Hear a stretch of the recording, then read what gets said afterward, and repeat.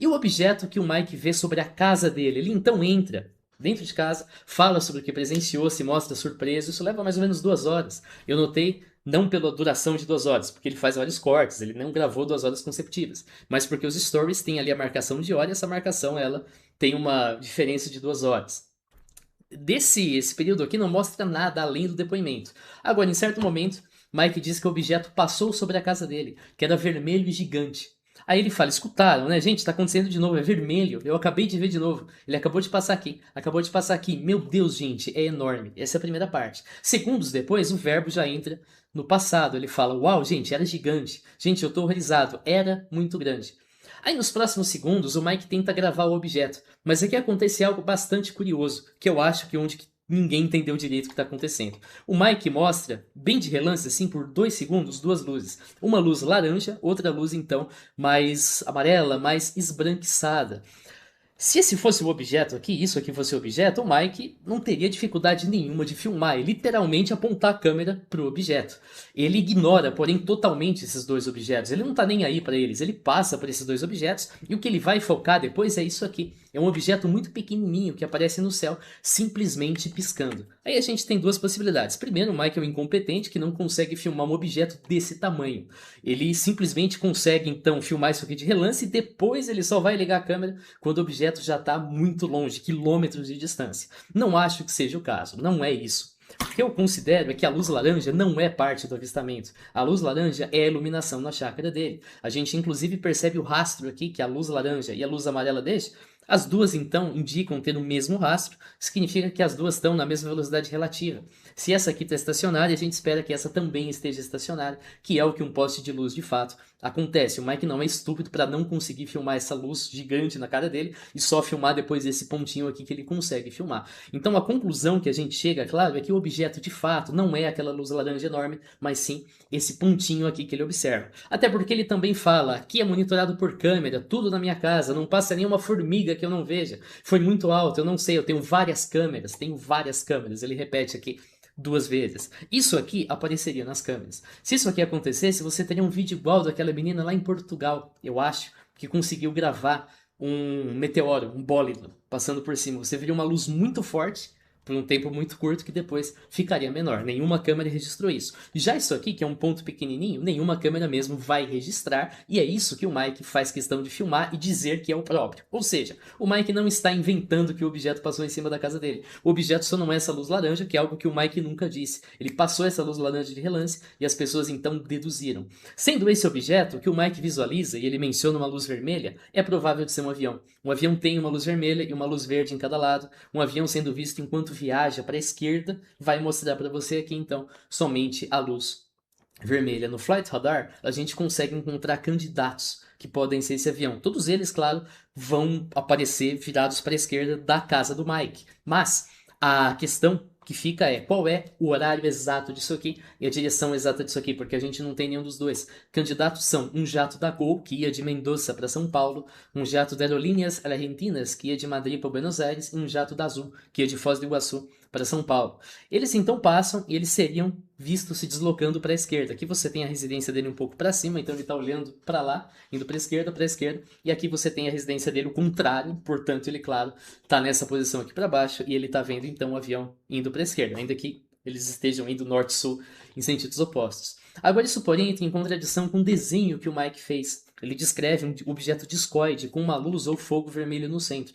Supondo que o Mike está sendo honesto, a gente não sabe o quanto dessa descrição é influenciada pela impressão que ele teve anteriormente, que então, possível que ele tenha misturado os dois objetos dentro de um só. Claro, a gente não tem o objeto visto de perto, e se a câmera dele não registrou, então ele não viu o objeto desse tamanho. Ele viu um objeto um pouco maior que esse ponto, mas ele viu, portanto, um objeto muito mais para o lado pontual, e considerando que são o mesmo objeto, que a gente viu que não são, ele então uniu as duas coisas que ele concluiu a partir daqui. Aqui o ponto está branco, a gente só tem esse fundo vermelho aqui. Esse fundo vermelho vem dessa luz laranja gigantesca que aparece, e o objeto branco, claro, é porque é muito difícil de você, com a câmera, resolver a cor de um avião no céu. É difícil de você separar entre branco, verde e vermelho, desculpa, quando esse objeto já está longe o bastante. Isso aqui é um desenho feito por IA, que uma terceira pessoa fez, colocou então luz colorida, tá? E colocou rosa aqui embaixo. Ele diz que é vermelho. Então, desconsiderem esse desenho. Mas, mais uma vez, a hipótese que eu produzi aqui é que essa parte aqui do desenho está muito influenciada pelo que ele viu mais cedo.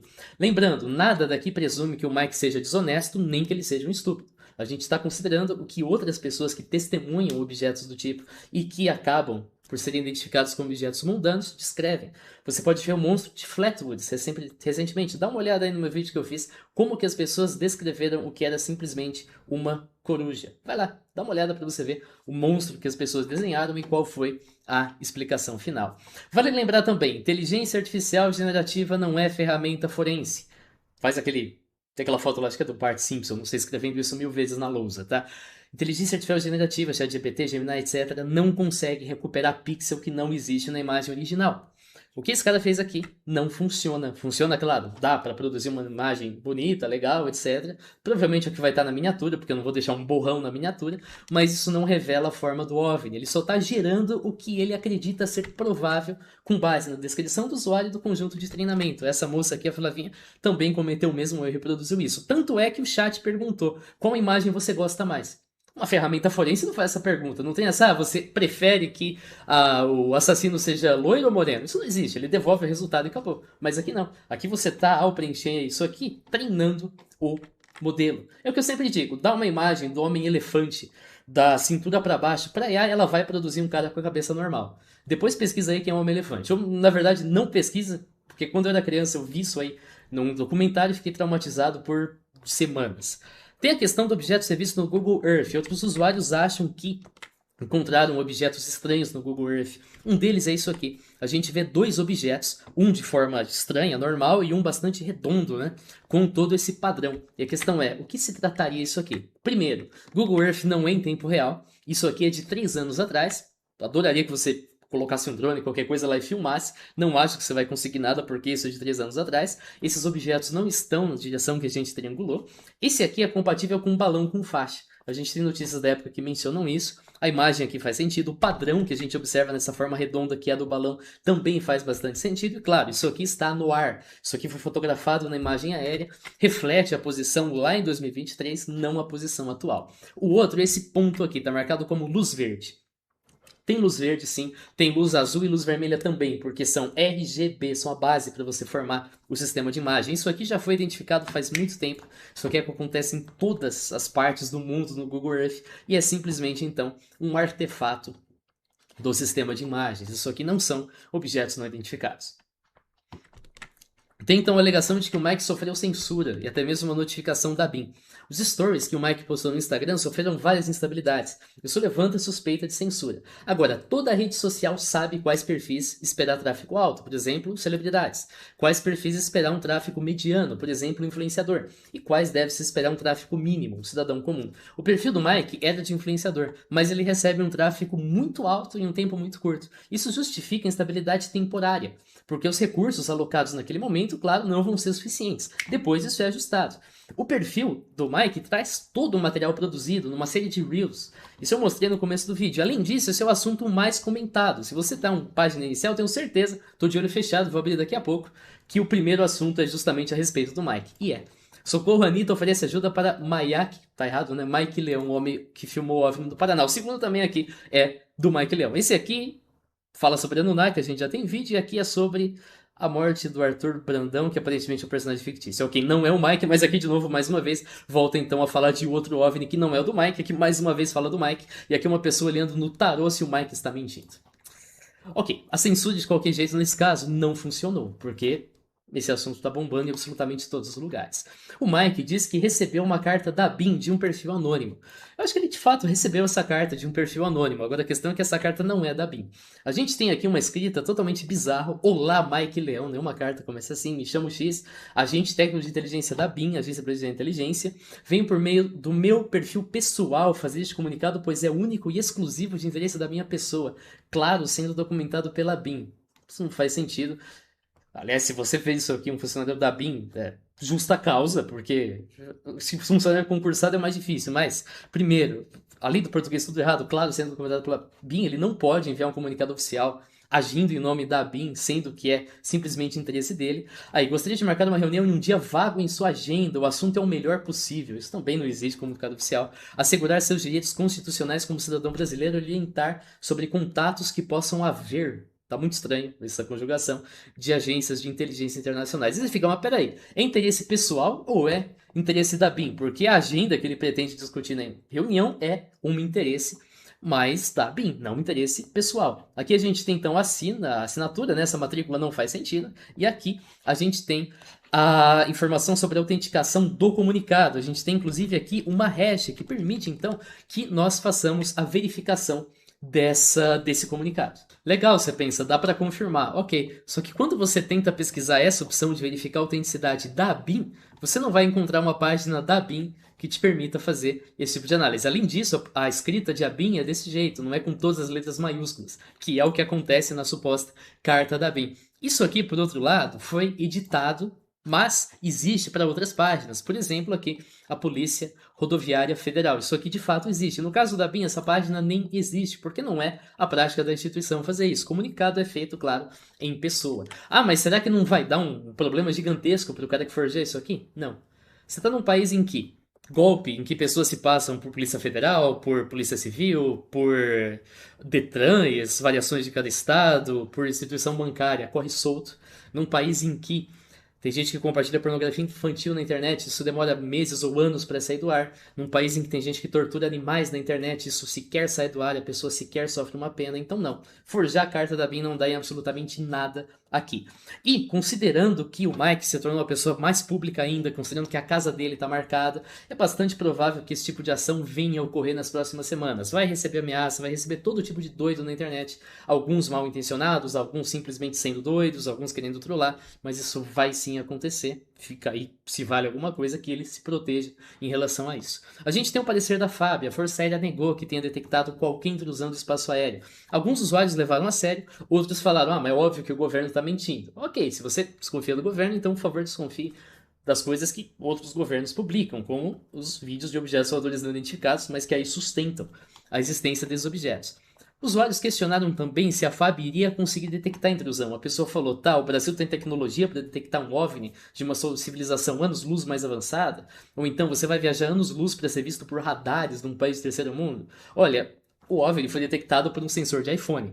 Sensor de iPhone é um equipamento muito mais barato que um sensor militar. Então, sim, a gente esperaria que um objeto fosse detectado pela FAB. Se a FAB mente, não tem o que fazer. Mas se a FAB está falando a verdade, isso aqui tem valor. O OVNI foi visto pelo iPhone, que é um sensor muito mais simples.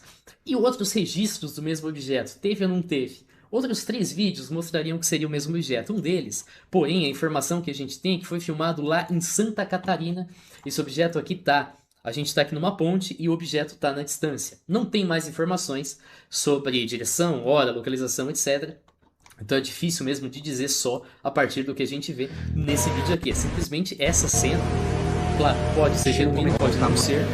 Dá para analisar, mas precisa de um vídeo nosso próprio para fazer essa análise. Não dá para abordar 2 objetos em um, especialmente quando a gente considera que nada indica que seja o mesmo objeto. Esse objeto está no Rio, a gente tem a menção lá do Mike sobre Rio, mas são estados diferentes. Depois a gente tem 2 imagens que um perfil chamado Ovinologia recebeu, que acho que é o mesmo perfil que eu citei aqui, que mostra o que seria um objeto. Esse objeto aqui é minúsculo e esse objeto é um drone. Isso de fato é um drone. Esse tipo de drone aqui você tem inclusive o mesmo esquema de cores. E o último objeto, que é esse que você vê aqui, ele foi filmado na região, mas ele tinha luz verde e vermelha e também a luz de pouso. Isso aqui sugere Não é porque tá brilhando. que você está tratando de um avião. Perceba que o avião está perto e a câmera tem dificuldade de reconhecer essas luzes, mas conforme o zoom é aplicado, você vai sim conseguir ver luz verde, luz vermelha, luz verde e luz vermelha. Eles ficam justamente trocando para que ela dá, claro, a localização e a gente consegue constatar que isso é sim um avião comercial. Então a gente conclui que o que foi documentado pelo Mike, uma mistura de vários eventos, alguns, mais especificamente os contrails, são muito bem explicados por fontes externas. Para os eventos cuja documentação depende só do Mike, provavelmente é oriundo mesmo ou da onça ou de uma motosserra à distância, com também a combinação do som do cachorro. Eu não estou dizendo que ele não consegue identificar o som do próprio cachorro na hora, eu estou dizendo que ele viu esse vídeo depois e estranhou o áudio, mas ele pode fazer o experimento, pode trazer a câmera do lado do cachorro, gravar postar e aí a gente faz a comparação mesmo que eu fiz de espectrograma.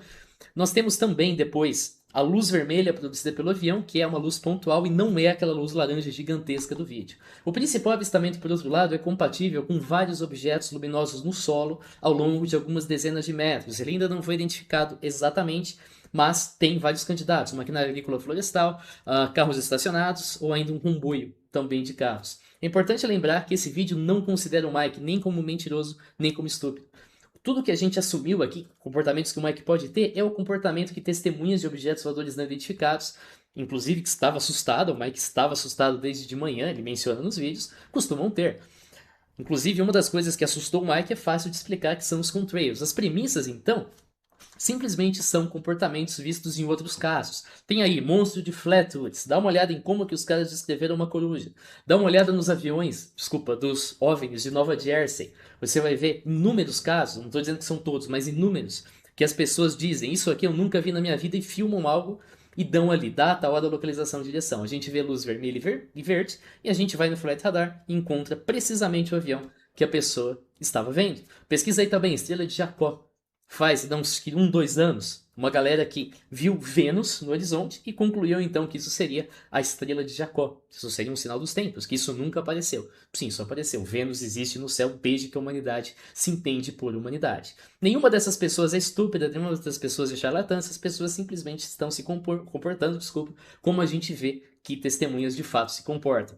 Vale lembrar, avistamento ufológico sempre aumenta em número quando tem interesse do público. Isso aconteceu na época da pandemia, isso aconteceu na época dos outros filmes do Spielberg sobre OVNIs, isso aconteceu na época do Independence Day, isso aconteceu atualmente, está acontecendo dada as publicações do governo americano e também do filme Dia D do Spielberg. A gente sabe que pessoas frequentemente mentem ou reinterpretam avistamentos do passado para poder participar, se inserir no evento atual. Então, matérias jornalísticas que eu tenho certeza que vão sair, é importante levantar, além das pessoas dizendo que viu, registros visuais que venham acompanhados de data, hora, localização e direção. Isso aqui, essas 4 coisinhas permitem que a gente consiga investigar e verificar as explicações mundanas, avião, satélite, etc., se elas fazem ou não sentido. Valeu por você que assistiu ao vídeo, se inscreva no canal e a gente se vê. Falou!